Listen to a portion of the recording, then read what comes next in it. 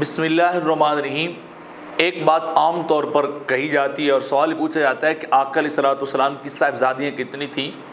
تو بعض لوگ کہتے ہیں کہ آقا علیہ الصلوۃ والسلام کی فقط ایک ہی صاحبزادی تھیں، خاتون جنت حضرت فاطمہ رضی اللہ تعالی عنہا، اور کوئی صاحبزادی نہیں تھی۔ حالانکہ حقیقت یہ ہے کہ آقا علیہ الصلوۃ والسلام کی 4 صاحبزادیاں تھیں، جیسا کہ اہل سنت کا یہ مسلک ہے اور ان کا یہ مذہب ہے۔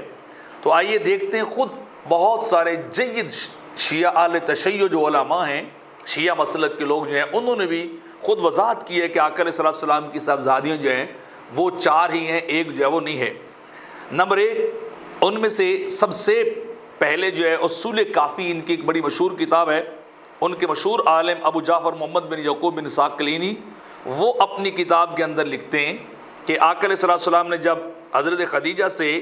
جو ہے وہ نکاح فرمایا تو ہوا کیا، فولدہ منہا قبل مبعث القاسم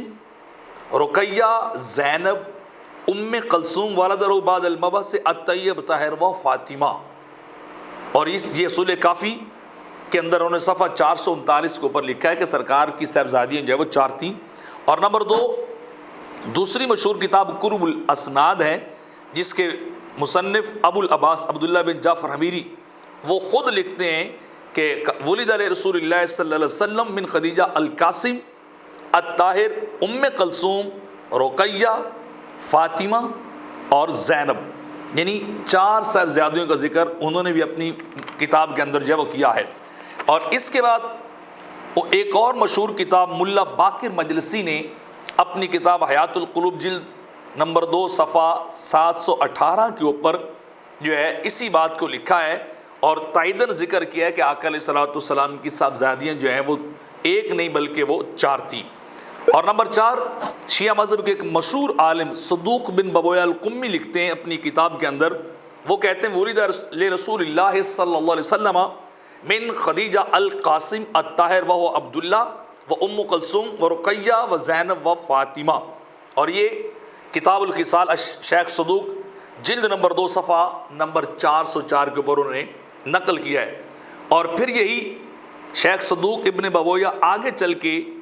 اور لکھتے ہیں ان خدیجہ رضی اللہ تعالی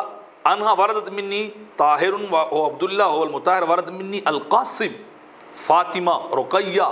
ام کلثوم زینب۔ یہاں بھی یہ 4 ہی جب لکھ رہے ہیں کتاب الخصال جلد نمبر 2 صفحہ نمبر 405 کے اوپر۔ اور نمبر 6 ان کے نعمت اللہ الجزائری اپنی مشہور کتاب انوار نعمانیہ میں لکھتے ہیں انما ولدت لہو ابنان و اربع بنات، 4 بیٹیاں جو ہے وہ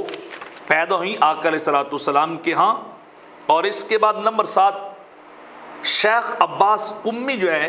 وہ بھی اسی بات کو لکھتے ہیں کہ انہ ولد علیہ رسول اللہ